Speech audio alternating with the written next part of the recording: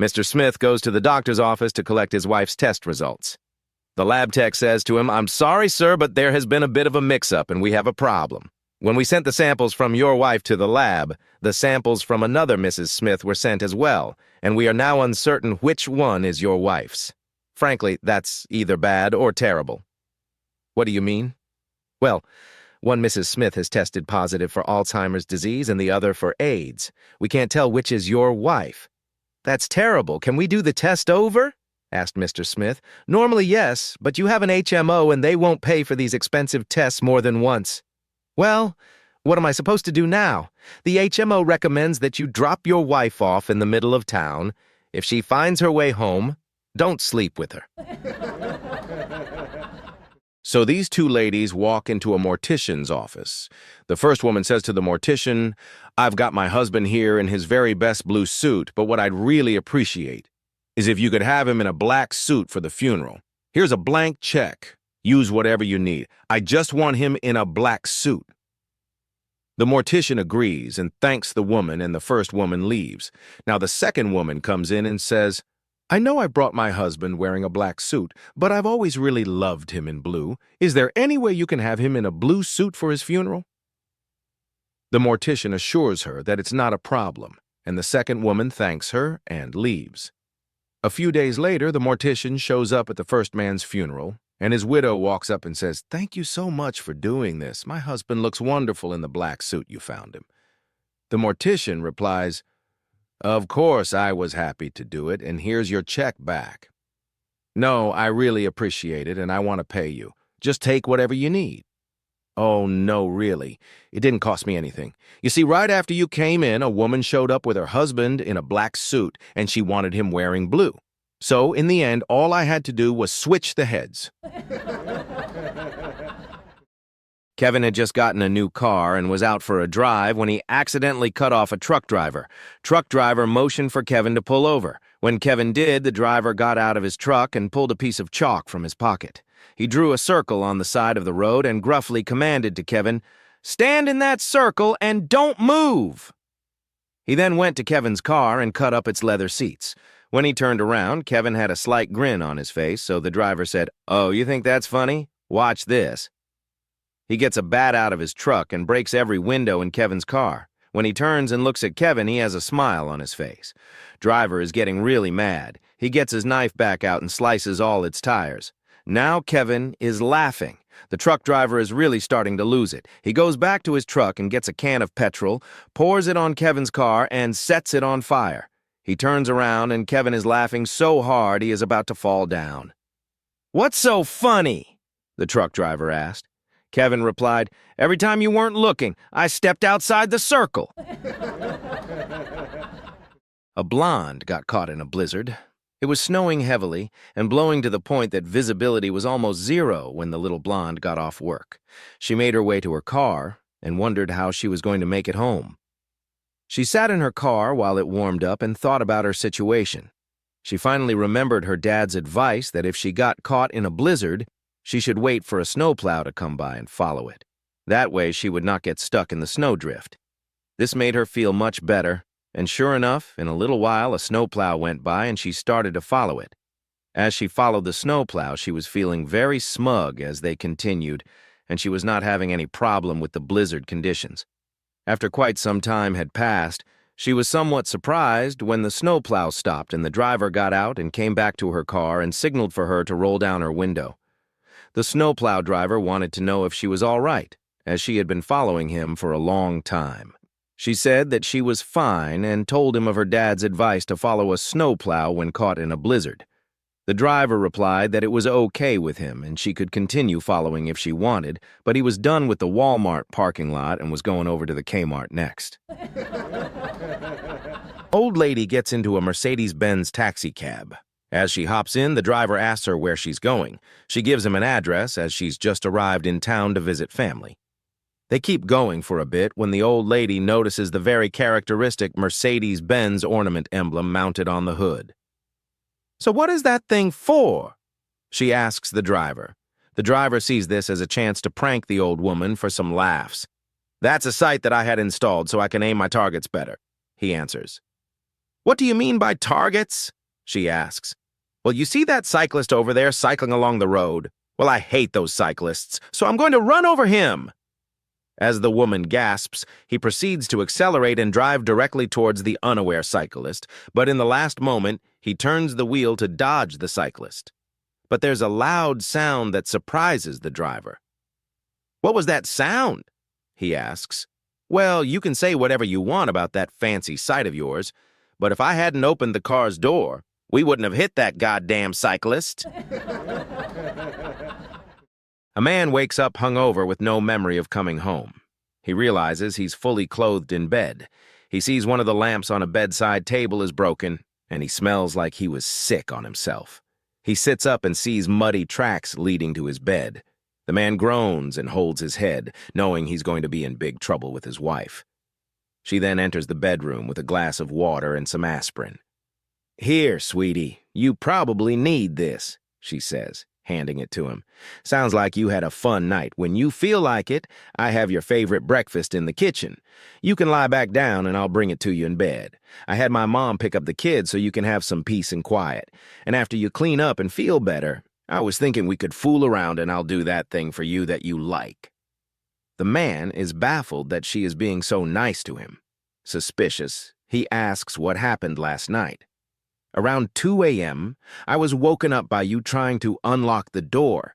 I let you in, and you staggered right past me and collapsed in the bed after knocking over the lamp," she says. "I was mad, but I figured I should try to undress you. Then you yelled at me. I'm so sorry, honey. What did I say? Get your hands off of me, lady. I'm married." A woman comes home and finds a letter from her husband on the dinner table. She opens it and reads, "My dear wife, you will surely understand that I have certain needs that you, as a 54-year-old, can no longer satisfy. I'm very happy with you, and I value you as a good wife.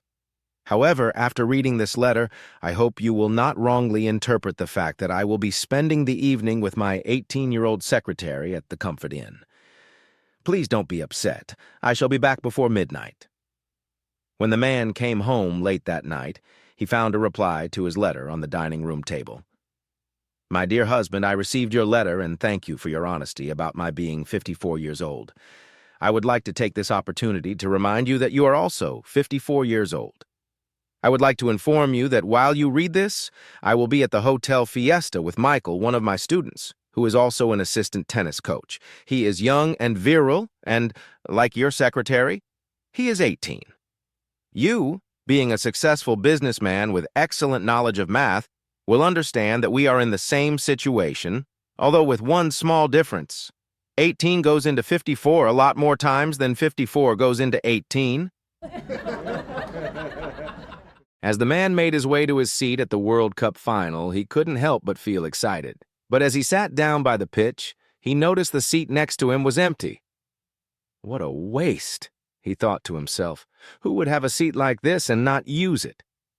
Curiosity getting the best of him, he leaned over to his neighbor and asked if someone would be sitting there. "No," the neighbor replied.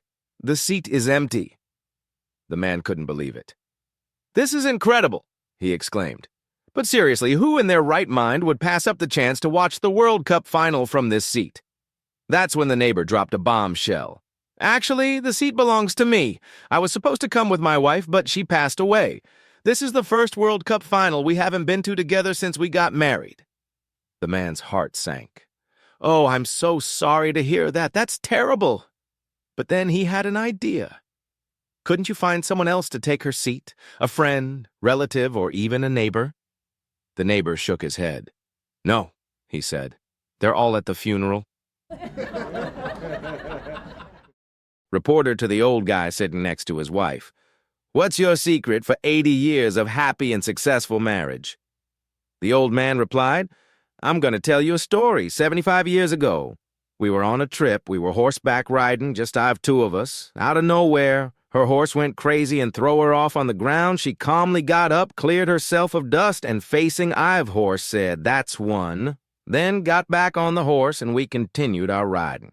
After a while, her horse again threw her off. She got up calmly, cleared the dust, and facing the horse said, "That's two," and got back on the horse, and we continued our ride. And both times I was amazed by how calm and peaceful my wife is. After a while, her horse again, for our third time, throw her off. My wife calmly got up, cleared the dust off of her dress, grabbed the shotgun, and shot her horse in the face. I, shocked by what I've seen, started yelling at her, calling her crazy and insane. My wife, however, kept looking at me calmly. Once I finished, she said, "That's one."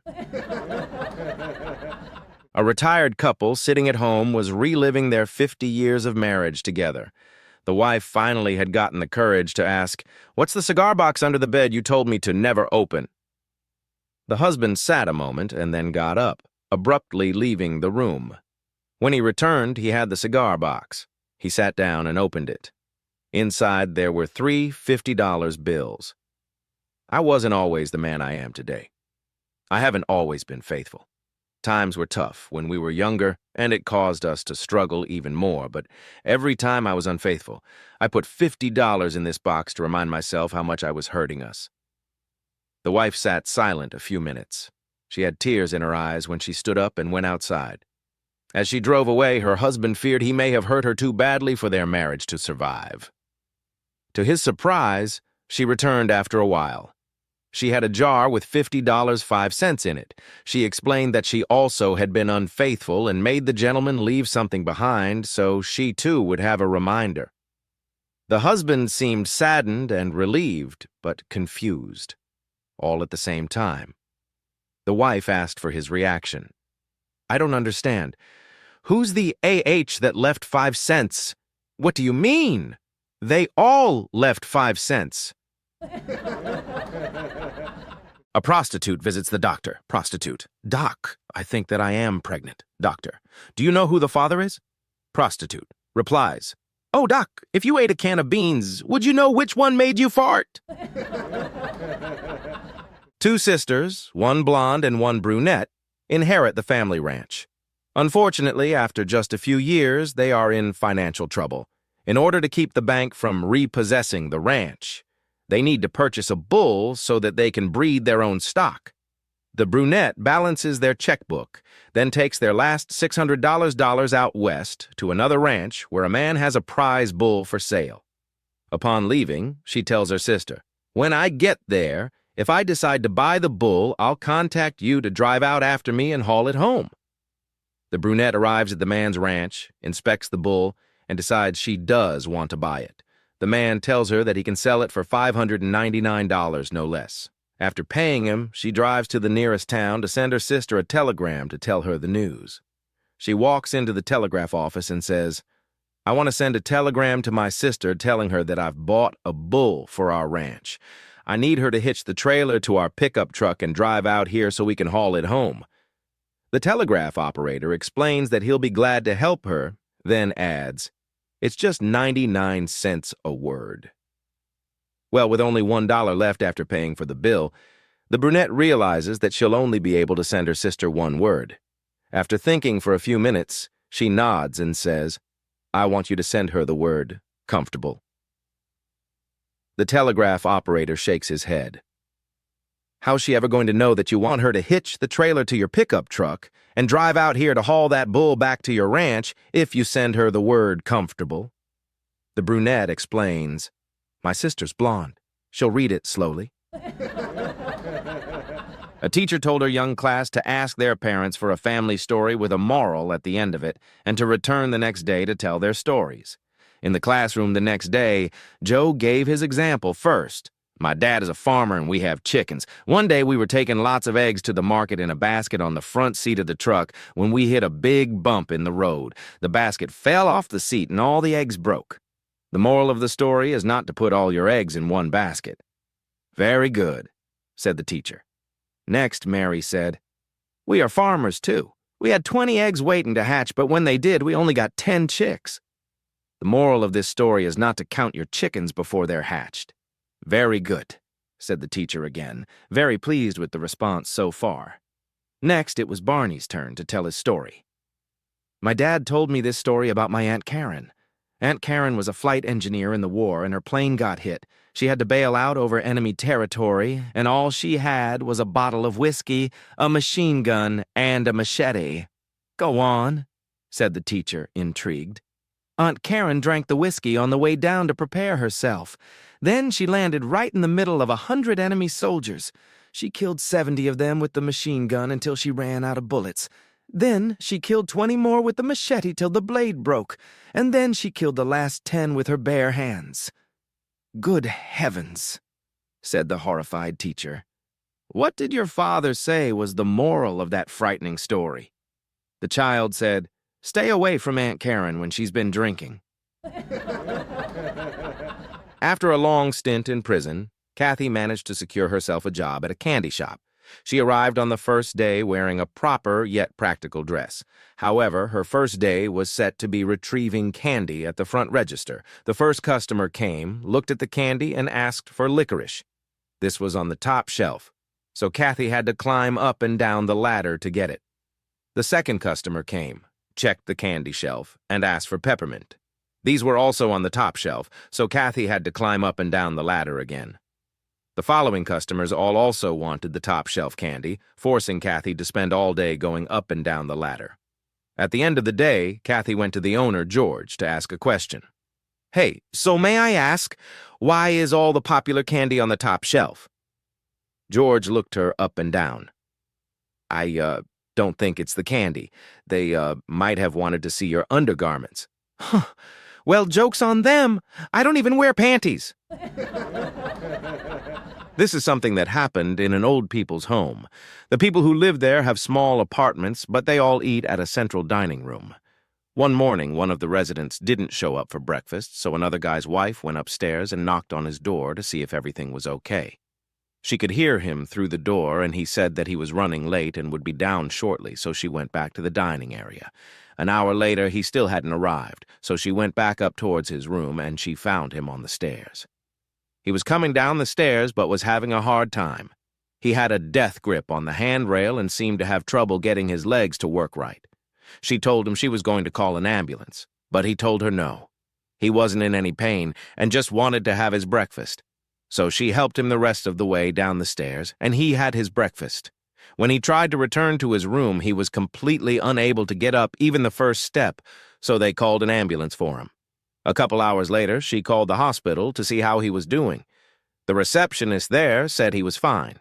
He just had both of his legs in one leg of his boxer shorts. My neighbor was out trimming his roses when a loud crash shook the quiet street.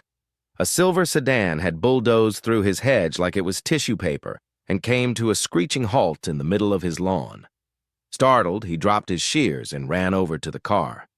Inside sat a sweet-looking older lady gripping the steering wheel with wide eyes. "Are you all right, ma'am?" he asked, helping her out and guiding her to a patio chair. "Oh, I'm just fine, thank you," she said, brushing some leaves off her coat. "That hedge came out of nowhere." He glanced back at the gaping hole in the shrubbery. "No offense, but are you still supposed to be driving?" She lifted her chin proudly. "I'll have you know I'm turning 98 next month."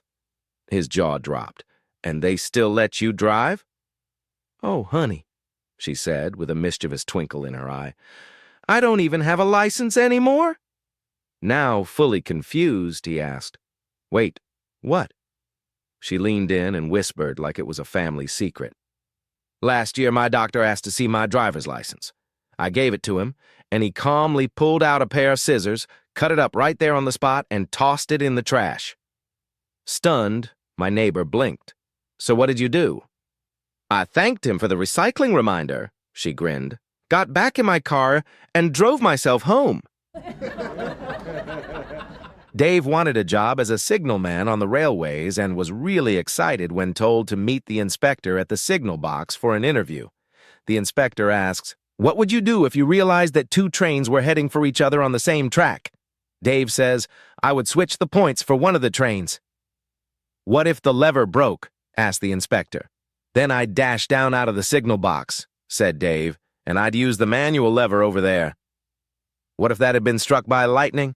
"Then," Dave continues, "I'd run back into the signal box and phone the next signal box." "What if the phone was engaged?" "Well, in that case," persevered Dave, I'd run down and use the public phone at the level crossing up there. What if that was vandalized? Oh well, then I'd run into the village and get Treviv. This puzzles the inspector, so he asks, "Why would you do that?" "Because," says Dave, "he's always wanted to see a train crash."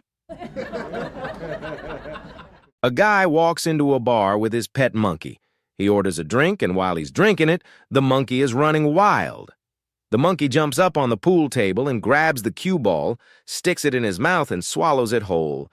The bartender is livid and says to the guy, "Did you see what your monkey just did?" "No! What did that stupid monkey do this time?" says the patron. "Well, he just swallowed the cue ball off the pool table. Whole," says the bartender. "Yeah, well, I hope it kills him because he's been driving me nuts," says the patron.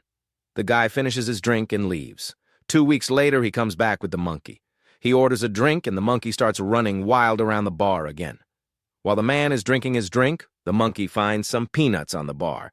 He grabs one, sticks it up his butt, then pulls it out and eats it. The bartender is disgusted. "Did you see what your monkey did now?" he asks. "What now?" responds the patron. "Well, he stuck a peanut up his butt, then pulled it out and ate it," says the bartender. "Well, what do you expect?" replied the patron. "Ever since he ate that darn cue ball, he measures everything first." An elderly priest, his eyes sparkling with good humor, turned to the younger priest beside him and said, "I must say, your idea to replace the first few pews with plush theater-style seats was inspired. It's remarkable how quickly those seats fill up now." The younger priest chuckled softly and gave a modest nod as the elder priest went on. "And I'll admit, when you suggested giving the hymns a modern twist, I was skeptical, but bringing in that rock and roll gospel choir has truly revitalized the congregation. It's wonderful to see every seat filled all the way to the balcony." "Thank you, Father," the younger priest replied, his tone humble yet pleased.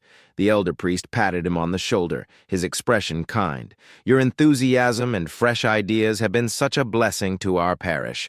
Truly, most of your innovations have been marvelous." The younger priest detected a hint of hesitation in the older man's voice and braced himself for what was coming. Sure enough, the elder priest continued. "That being said, I think you may have gone a step too far with the drive-through confessional." "But, Father," the young priest exclaimed, leaning forward earnestly, "attendance for confessions has doubled, and our donations are through the roof."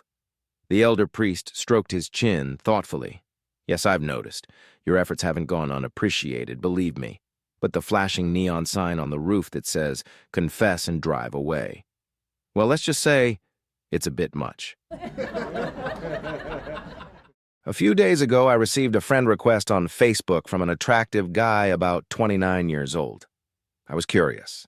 I wanted to know why someone that young wanted to be my Facebook friend. S2, I accepted it. Then he started sending private messages. He was very kind. He called her beautiful. He asked my age. I'm not a liar, so I told him and reminded him I'm quite a bit senior. And I let talk a bit because, truth be told, flattery isn't all that bad. We keep talking for a while, and within a short time, he asked if we could talk about adult things. I said, okay. Then he replied with a face like this. He said, "Thank you, babe. You start." So I did. I told him adult things like my hips and knees were hurting. My back acts up when it is cold outside. I explained I have crazy insomnia. I toss and turn the entire night, and that I often have leg cramps, especially when I try to sleep. I mentioned the scars from multiple surgeries and the limp I have from an old injury. And of course, I had to throw in the need for daily fiber supplements to prevent passing gas. Can't forget that one. I was waiting for him to answer me. He blocked me. He wanted to talk about things and then didn't take the heat. I think I'm just a bit too much woman for him to handle. A priest was called away for an emergency. Not wanting to leave the confessional unattended, he called his rabbi friend from across the street and asked him to cover for him. The rabbi told him he wouldn't know what to say, but the priest told him to come on over and he'd stay with him for a little bit and show him what to do. The rabbi comes, and he and the priest are in the confessional. After a few minutes, a woman comes in and says, "Father, forgive me, for I have sinned." The priest asks, "What did you do?" The woman says, I committed adultery. Priest. How many times? Woman. 3 times. Priest. Say 2 Hail Marys, put $5 in the box, and go and sin no more. A few minutes later, a man enters the confessional. He says, Father, forgive me for I have sinned. Priest. What did you do? Man. I committed adultery. Priest. How many times? Man. 3 times. Priest. Say 2 Hail Marys, put $5 in the box, and go and sin no more. The rabbi tells the priest that he thinks he's got it, so the priest leaves. A few minutes later, another woman enters and says, Father, forgive me for I have sinned. Rabbi, what did you do? Woman, I committed adultery. Rabbi, how many times? Woman, once. Rabbi, go do it 2 more times. We have a special this week, 3 for $5. A professor started his class on a very serious topic. The moment he turned towards the blackboard, one of the students whistled. He turned, looked at the class, and asked the whistler's name. No one answered. The professor peacefully kept the pen in his pocket, saying, Lecture ends here. I'll tell you a story to utilize the remaining time.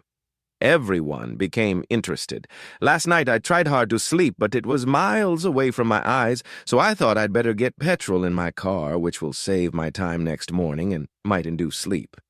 After having my tank full, I started roaming in that area, enjoying the peace of a traffic-free ride.